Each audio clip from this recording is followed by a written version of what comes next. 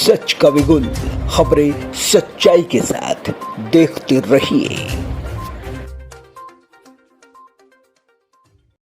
हिंदुस्तान में चुनावी बिगुल जो है वो बच चुका है। अगर दो फेज के चुनाव की बात करें तो दो फेज का चुनाव जो है वो संपन्न हो चुका है। हालांकि तमाम जो सियासी पार्टी है ये दावा कर रही है कि जो चुनाव है वो जीत रहे हैं।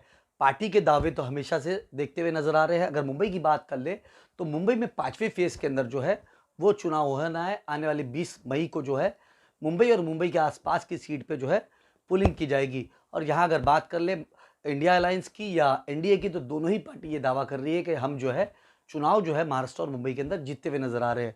लेकिन अगर बात कर ले तो दूसरी जो सियासी पार्टियां हैं, जो सियासी दल है या इंडिपेंडेंस उम्मीदवार है, वो भी ये दावा कर रहे हैं कि चुनाव में वो भी ताल ठोक रहे और अपनी किस्मत जो है वो आजमा रहे हैं। हमारे साथ एम पार्टी पॉलिटिकल के अध्यक्ष जो है मोहम्मद नईम शेख, वो हमारे साथ खुद मौजूद है। उन्होंने साउथ मुंबई से जो है फॉर्म भी भरा है, उन्हीं से बात करते हैं।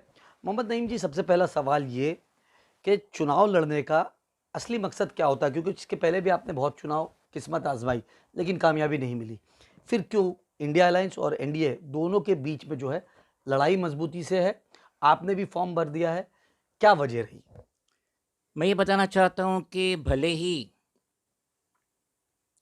बीजेपी देश की दुनिया की बहुत बड़ी पार्टी है और हाल फिलहाल में जो इंडिया अलायंस हुआ है, तो ऐसा नहीं है कि सारी पार्टियां इन दोनों में बिखर गई है। एनडीए और इंडिया, हमारी जैसी जो पार्टी है, रीजनल पॉलिटिकल पार्टी है, जैसा कि मैं फाउंडर कम नेशनल प्रेसिडेंट हूँ एम पॉलिटिकल पार्टी, जो रीजनल पार्टी है महाराष्ट्र से और election Commission of India New Delhi से रजिस्टर्ड है, जिसका रजिस्ट्रेशन नंबर है 56/185/2014/PPS1। यानी हमें 10 साल हो गया है पार्टी को रजिस्टर्ड किए। तो जब इंसान पार्टी रजिस्टर्ड करता है तो उसका वाहिद मकसद है कि वो भी अपनी किस्मत आजमाएगा।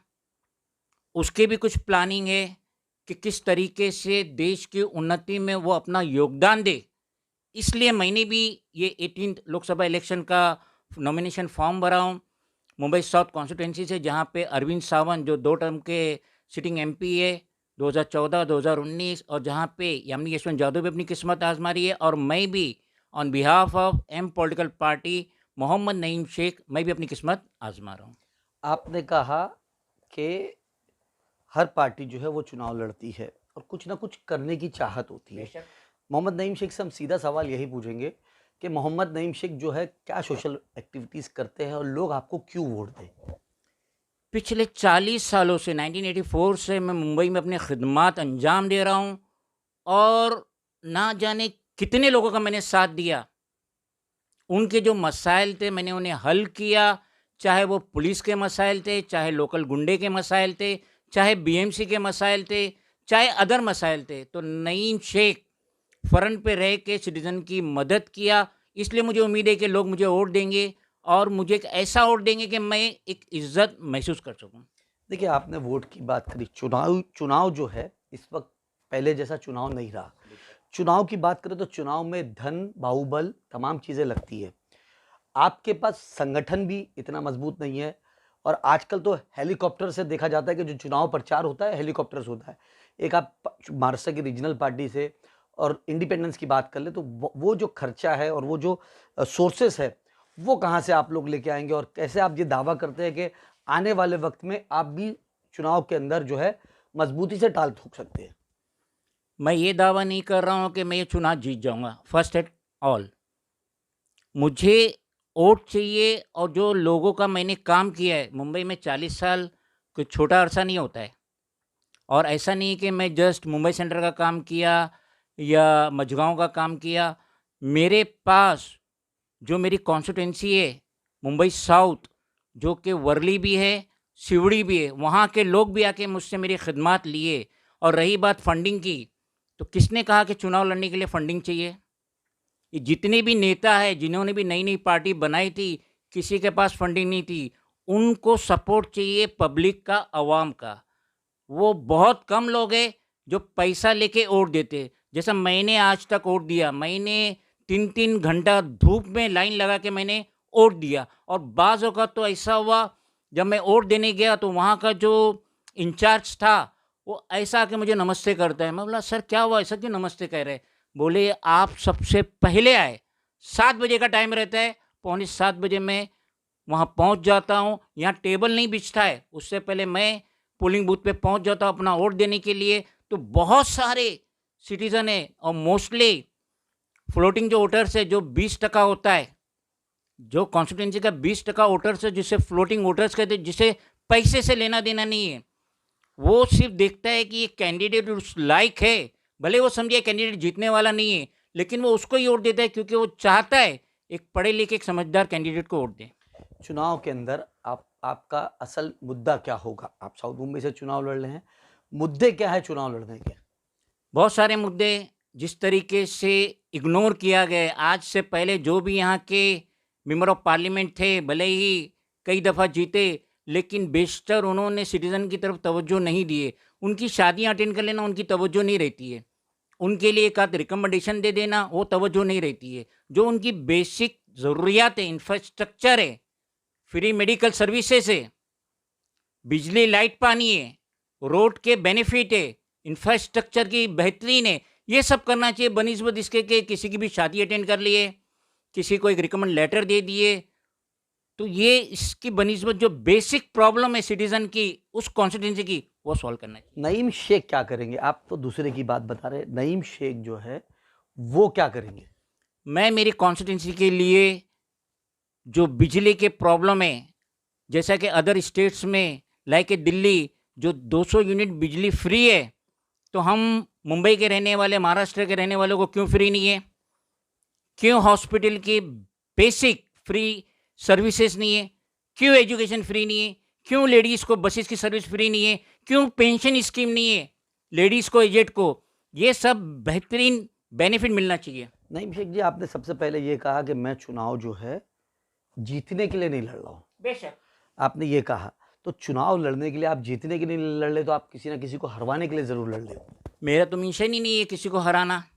मेरा मिशन ये है कि लोगों को मालूम तो पड़े कि मुंबई में एक राष्ट्रीय अध्यक्ष रहता है जिसका नाम मोहम्मद नईम शेख है, जिसकी पार्टी 10 साल पुरानी रजिस्टर्ड है Election Commission of India New Delhi, जिसका नाम है AIM political party, AIM, AIM political party. तो लोगों को पता तो चले। और रहा ये अभी ये जो लोकसभा का इलेक्शन हो रहा है, जिसमें महाराष्ट्र में 48 सीट्स है, लेकिन विधानसभा के इलेक्शन में 288 सीट्स है। मैं चाहता हूं कि गांव-गांव के, महाराष्ट्र के गांव-गांव से लोग मेरे पास आए और टिकट ले। नेताओं के पीछे झंडा हिलाने की बजाय, उनके लिए कुर्सी बिछाने की बजाय, उनके लिए चाय पानी लाने की बजाय, उनके लिए शोर मचाने की बजाय वो खुद खड़े हो। एम पॉलिटिकल पार्टी का मोहम्मद नईम शेख जो फाउंडर कम नेशनल प्रेसिडेंट है, पूरे महाराष्ट्र के रहने वालों को आदेश दे रहा है, रिक्वेस्ट कर रहा है कि आप आइए, आप आके मुझसे मिलिए। 10 नवंबर में इलेक्शन है और ये मत देखिए कि जो सिटिंग MLA है उसकी वो जायदाद है, वो कॉन्स्टिट्यूंसी उसकी जायदाद है, कुछ नहीं है। कोई भी किसी को साथ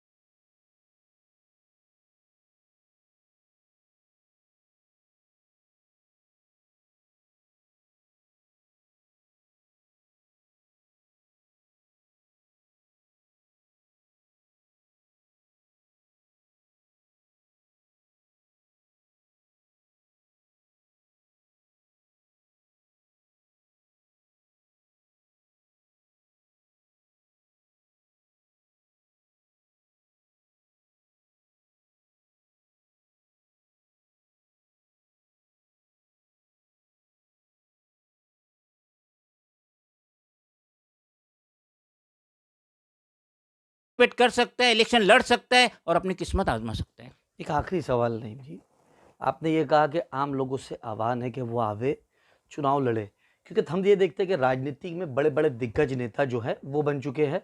कोई अगर नेताओं की बात करे तो वो नेता है, अगर बात कर ले माफियाओं की तो वो पॉलिटिक्स में काफ़ी ज़्यादा माफिया भी है, उनसे लड़ाई करना कितना चैलेंजिंग होगा?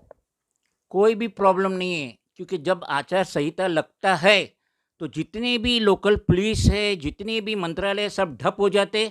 अब आदेश चलता है स्टेट इलेक्शन कमीशन का, और अगर कोई कैंडिडेट भले ही वो गरीब घराने से, अगर उसके पास 10,000 रुपया डिपॉजिट भरने का और उसके पास 10-20 हज़ार रुपया है अपने हैंडबिल वगैरह बनाने का, तो वो अपनी किस्मत आजमा सकता है। और इस दरमियान में कोई सिटिंग एमएलए, कोई गुंडा, कोई हाई प्रोफाइल, कोई रीच, कोई मालदार, कोई भी आपको धमकी देता है, कुछ भी करता है, डायरेक्टली स्टेट इलेक्शन कमीशन में आप उसकी कंप्लेंट कर दीजिए, फिर देखिए कमाल। देखिए, ये थे नईम शेख, जिनका साफ तौर पे कहना है कि आने वाले वक्त के अंदर ऐसे आम लोगों को भी चुनाव में पार्टिसिपेट करना चाहिए जो एक अपनी आम जिंदगी गुजारते हैं, क्योंकि जो चुनाव का हक है ये सिर्फ नेताओं का नहीं, एक आम इंसान का भी है। अब देखना ये होगा कि आने वाले वक्त के अंदर इनको कितनी कामयाबी मिलती है। हालांकि इनका साफ तौर पे कहना है कि ये जीतने के लिए लड़ाई नहीं लड़ रहे हैं, लेकिन ऐसे बहुत सारे जो पॉलिटिकल पार्टी है या इंडिपेंडेंस है वो चुनाव लड़ रहे हैं। अब देखना ये होगा कि वो कितने वोट काट पाते हैं। और अगर इंडिया गठबंधन और एनडीए की बात करें तो दोनों के बीच में जो है लड़ाई काफ़ी दिलचस्प है। अब देखना ये होगा कि आने वाले वक्त में किसको क्या कामयाबी मिलती है।